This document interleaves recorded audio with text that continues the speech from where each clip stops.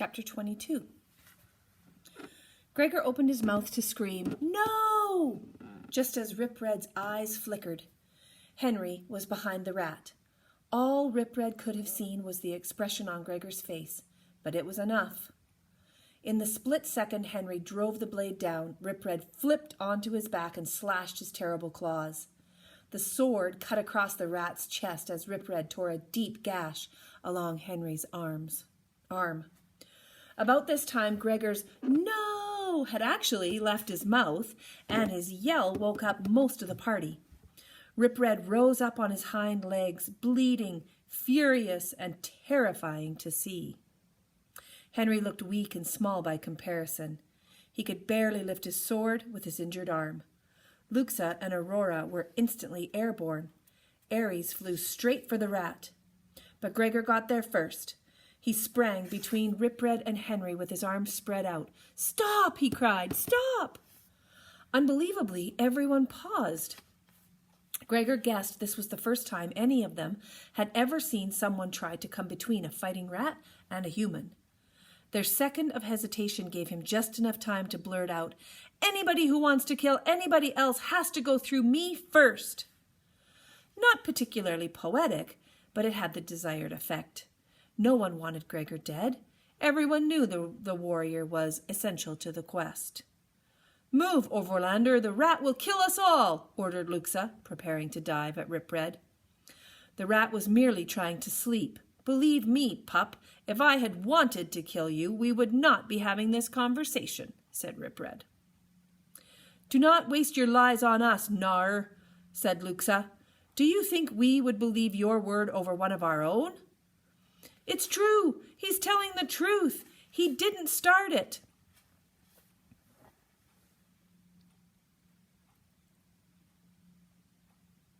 "It was Henry," Gregor shouted. "He was trying to kill Rip Red in his sleep." Everyone turned to Henry, who spat back at them. "Yes, and he would be dead now were it not for the Overlander." Now there was confusion. Gregor could tell by the look on Luxa's face she hadn't known about Henry's plan. She'd assumed Rip Red had attacked first. She didn't know what to do next. "Stop, Luxa, please," said Gregor. "We can't afford to lose any more questers here. We have to stick together." He'd made up the word questers on the spot, and it seemed right. Luxa slowly descended to the ground, but stayed on Aurora's back. Ares hovered uncertainly in the air. Gregor wondered if the bat had known about Henry's plan, but if he had, why hadn't they attacked together from the air? It was so hard to tell what the bats were thinking. Gregor noticed for the first time that Temp and Tick were literally standing over the sleeping Boots, shielding her.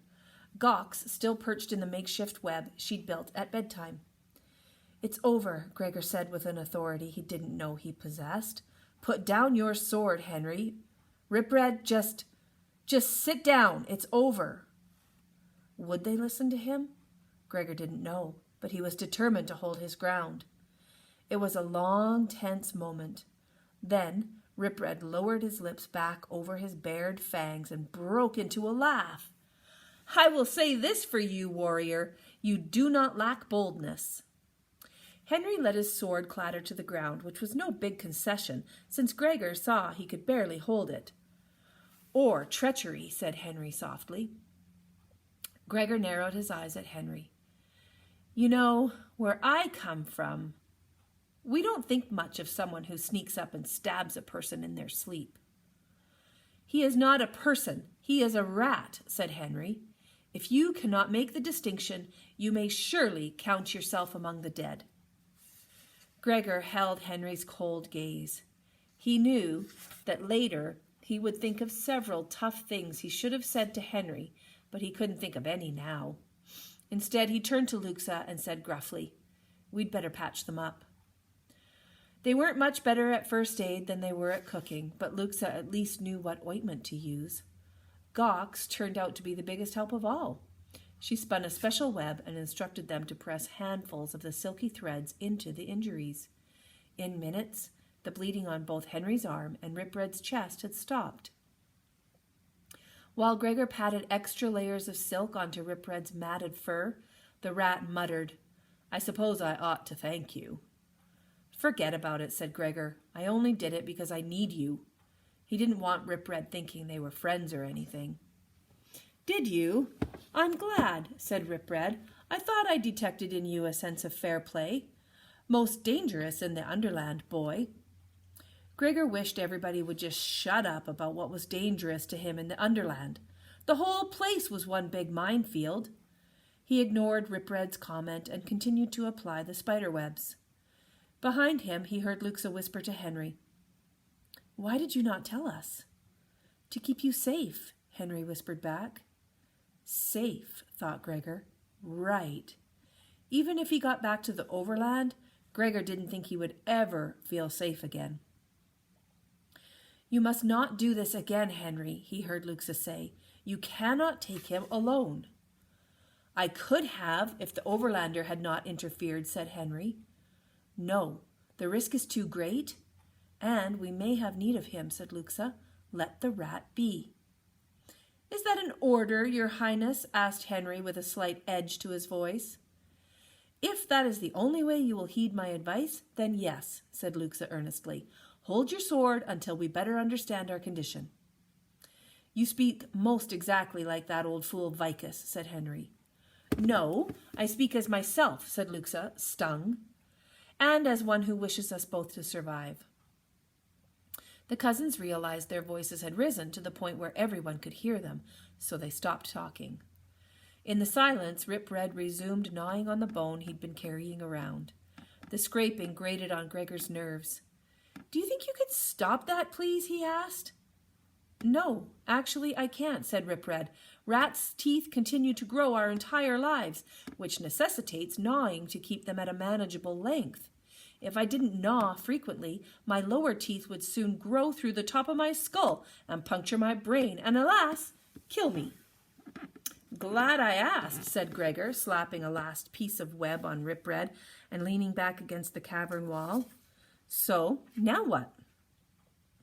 "Well, since obviously no one's going back to Dreamland, we may as well make tracks for your father," said Rip Red, rising to his feet. Gregor went to get Boots. As soon as he touched her, he felt alarmed. Her face was burning like a furnace. "Oh no," he said helplessly. "Hey, Boots! Hey, little girl!" He gently shook her shoulder. She whimpered something in her sleep but didn't wake up. "Luxa, something's wrong. Boots is sick." Luxa laid her hand on Boots's forehead. "She is fevered. She has caught some pestilence from the land of rats." Pestilence. Gregor hoped that wasn't as serious as it sounded. Luxa dug through the vials Solivet had left with them and held one up uncertainly. "I think this is for fever." Rip Red took a sniff and wrinkled his nose. "No, that kills pain." He buried his snout in the pack and rooted out a blue glass bottle. "You need this one. Give her only a few drops. She cannot handle more at her size." Gregor was reluctant to give her any of the strange medicine, but Boots was so hot. He slipped a few drops between her lips and thought she swallowed it. He tried to lift her up and put her in the pack, and she moaned in pain. He bit his lip. "She can't ride with me. It hurts her." They laid Boots on a blanket on Temps's back. Gox spun a web to secure her to the shell. Gregor felt sick with worry. "And 8 will be left when we count up the dead." He couldn't lose Boots. He just couldn't. He had to get her home. He should have left her in Regalia. He should never have agreed to the quest. If anything happened to Boots, it would be his fault. The gloom of the tunnel soaked through his skin and into his veins. He wanted to scream out in pain, but the darkness choked him. He would have given almost anything for just one glimpse of the sun. The party limped along slowfully, painfully, suspiciously, preoccupied by the worries they all shared, but no one spoke aloud. Even Rip Red, by far the most hardened of the group, seemed to hunch down under the weight of the situation. This general despair was just one of the reasons they didn't detect the score of rats until they were almost on top of them. Even Rip Red could not distinguish the smell of rats in a place reeking of rats. The bats couldn't sense them in the narrow tunnel as they approached the increasingly loud river. The humans could see nothing in the gloom. Rip Red led them out of the tunnel into a huge cavern divided by a deep canyon. A wide, powerful river ran through it. A swinging bridge spanned the river.